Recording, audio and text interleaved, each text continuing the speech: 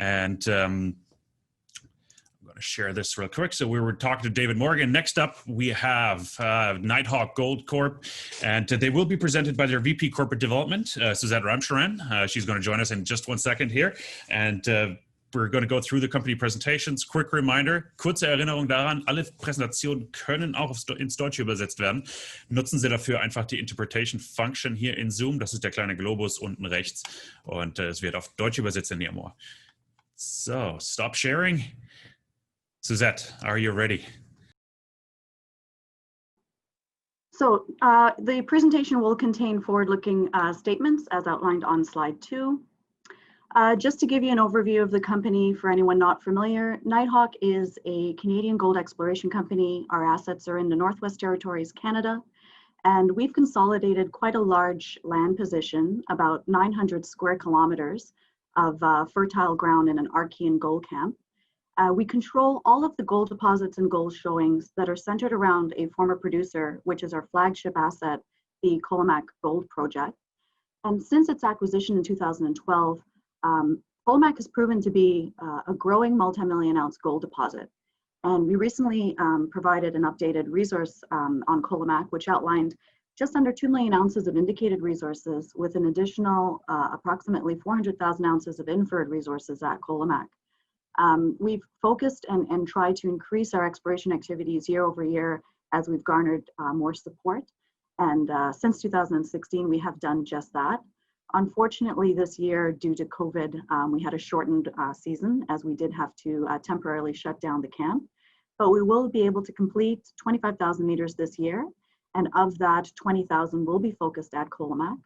As well, our board of directors just approved an expansion. So we'll be expanding the camp, going from 3 drills to 5 drills next year, which will allow us to complete upwards of 75,000 meters. And really push both Colomac and the other targets within the Indian Lake Gold property. We just closed a financing, so we're well funded with 16.6 million Canadian dollars cash on hand. And the financing availability for us, we don't see any finance risk for the company, and that really comes from the support of our strategic partners, Kinross Gold and Osisko Royalties, as well as long-term supporters and shareholders such as Northfield Capital. And they were all participated in the last financing as well. So taking a look at location, the Northwest Territories is probably best known for the diamond mines, but it's heavily endowed with numerous metals, has a history of exploration operations for gold and base metals as well as diamonds. And it's a tier 1 jurisdiction for exploration. The Northwest Territorial government and the First Nation government, they're pro-mining, they're very supportive of the extractive sector, which accounts for approximately 31% of the territory's GDP. As well, the First Nation communities have built their businesses on the backs of the resource industry. They provide a lot of the support services that we use as well. So we're all quite aligned, and it makes for a nice working environment. On the right-hand side of the screen, you'll see an inset map that shows our location relative to the capital of the NWT, which is Yellowknife. We have access to site via an ice road, which you can see in the green line. That's put in annually by the territorial government during the winter months, obviously.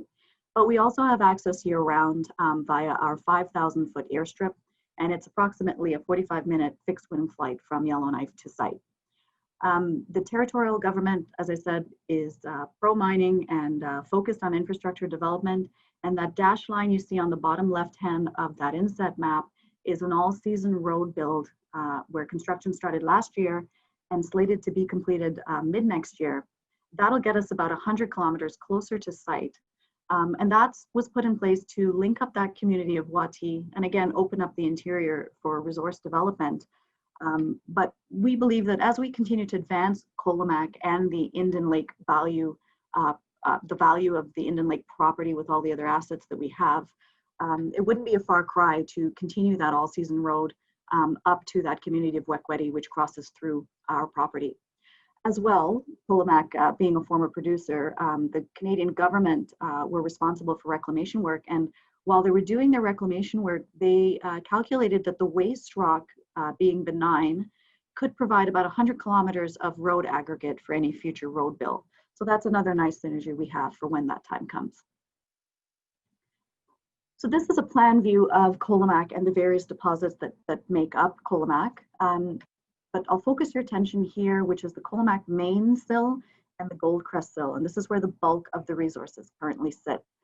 And what we saw when we looked at Colomac originally was the previous operators barely scratched the surface. They produced about 500,000 ounces of gold just from that little scallop there in the open pit.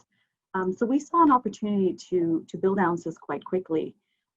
But we saw, as we advanced Colomac, new opportunities emerged, and Colomac has really changed from just being a resurrected former producer, large tonnage, low-grade open pit operation. And what we identified, which led to the discovery of the high-grade zone 1.5 in 2014, was the deposit setting for the Colomac main and Goldcrest sills, which is a differentiated mafic sill, which is a carbon copy to the Golden Mile dolerite, which is located in one of the richest gold camps in the world in Kalgoorlie, Western Australia. So with this knowledge in hand, that led to the discovery of high grade and has really been a focus for us to delineate this zone and look for additional high grade zones along the aerial extent. And that's really been a game changer for Colomac as we push this forward. We also started to do preliminary MET testing in 2016. And another nice surprise was the possibility of utilizing heap leaching. Now, the standard MET test shows that the Colomac rock is amenable to all standard gold recovery techniques, and we're getting upwards of 98% recoveries. No adverse materials detected. And while the heap leach results have varied on the low end at 34%, upwards of 81% in recovery, this is not uncommon for a project of this nature in the north. So additional testing is required, and we'll continue to stress test this opportunity. But given the sheer size and amount of mineralized rock at Colomac, we see heap leaching as something that would augment any standard milling operation at Colomac and allow us to alleviate some costs. So another nice development here. Taking a closer look at what we discovered with the high grade, you'll see the discovery hole, C1406 on the left-hand side. That was drilled just north of the past producing pit, and we hit 52.5 meters of 7.78 grams per ton. So significantly higher than what they were mining at anywhere at 1.6 to 1.8 grams per ton. And as I said, since 2014, we focused on delineating zone 1.5. And in 2019, we drilled up dip of the discovery hole. You can see C1908 on that little long section. And we did even better. We hit 56 meters of 13.5 grams per ton gold. So the high grade story is playing out and is quite nice, a nice opportunity at Colomac. But what we also found was as we were testing the depth extension and the continuity of grade at depth, we saw that the mineralized portion of the sill, the quartz diorite, where all of the gold is hosted, seemed to widen as we went deeper. So these cuts on the left-hand side, you're looking at 30, 40, and 50 meter true widths. We followed up on this in 2017. On the section on the right, this is 155 meter in true width. So the mineralized portion of the sill is widening 3 times to what it is in the near surface. The long section we show here will give you a better example of what we have to date and where we really see Colomac growing in the future. This is 7 kilometers north-south. There's an additional 2 kilometers to the south, which we have yet to be drill tested. You'll see the open pit whittle shells here, and then the underground resource in gold. The underground resource is an average grade of 2.21 grams per ton. Everywhere you see potential for resource expansion is areas that we really just haven't put enough drilling into and don't have enough drill information. This area to the north, zone 1.0, has 0 drilling in these areas. The potential for us to grow the current resource is significant. And again, we're talking laterally, at depth, and in the 3D, which you can't see on this 2D image, but the true width, where from zone 1.5 down to zone 3.5, which is about a 3.5 kilometer strike length, where we see that widening of the mineralized portion of the sill. So a large area for us to continue to grow ounces within the Colomac main sill. We also upgraded the resource this year. We went from an unconstrained inferred open pit resource from the previous version. This year we've done a constrained resource can see the whittle shells here of what constrained the open pit. And we've converted about 82% from inferred to indicated, which gives us a higher in situ value. The discovery cost per ounce is quite low. We're sitting at US $11 per ounce, which is well below industry average. And again, we're looking at a large portion in the underground, which is contemplating using bulk mining approach in the underground mining operation. A nice thing that came out of the resource update this year was the resource authors put out an exploration target. And this outlined near-term additional ounces, upwards of 1.5 million ounces, that would range anywhere from 1.8 to 2 grams per ton, given approximately 50 to 75,000 meters of additional drilling. And they had the confidence to do this because of the information and the data compiled from drilling, as well as structural analysis and structural mapping that they conducted prior to starting the resource work. And you can see in the image below, we show where the exploration target is. So this is proximal to the current resource areas that they thought we only needed, nominal additional drilling. Either we had holes that didn't make it into the current resource and required some additional drilling to close the drilling spacing, or areas that we had enough information that we could clearly see that the resource would extend.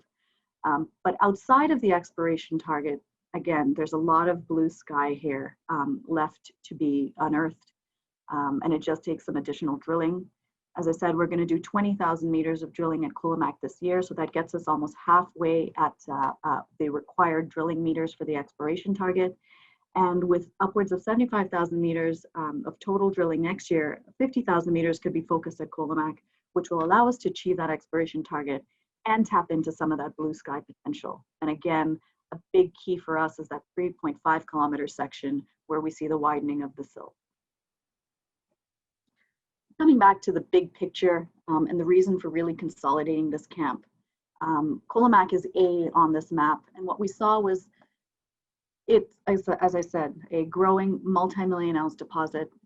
Things of this nature don't exist all by their lonesome. This is a fertile camp.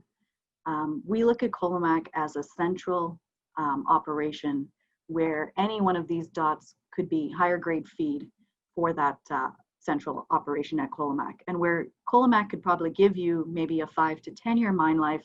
What we're looking at with the consolidation of this land position and all of these coveted assets within it is a possibility of building a camp where you could set up shop for the next 20 to 30 years. And the reason we see the potential here is really given the size of zones. There are large deformation zones. Letta Arm, for example, is a 20-kilometer long fault zone. Treasure Island is a 7-kilometer trend of mineralization. And within these large zones, we're seeing really good grades with significant width. Letta Arm and Treasure Island are two of the high priority targets that we are looking to expand on in next year's drill program. We have holes on these this year, but as I said, with the drill program being short, the drill season being shortened, we had limited meters into this year, but we'll go back and extensively look at these next year. And just to look at them in a little more detail, of that 20-kilometer of the Letta Arm fault zone, this is a 2.5-kilometer section where we have 4 deposits lined up in array and where we focused our efforts since we've been back into Letta Arm in 2017. We show some selected drilling from 2018. Again, an area that warrants follow-up.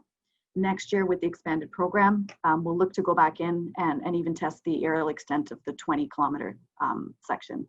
Letta Arm, again, good grade, good width, don't need to touch on that. So going forward for us, and I can see Kai smiling at me, we're just gonna continue to drill. As I said, we have the supportive shareholder base to back us with any additional and future drill programs we need. We're gonna take Colomac to that next stage, which would be a PA stage project, and we've engaged JDS Mining and Energy to help us with an internal scoping study to really hone in the future exploration efforts. And again, really test those high priority targets and take us to the next level. Fantastic.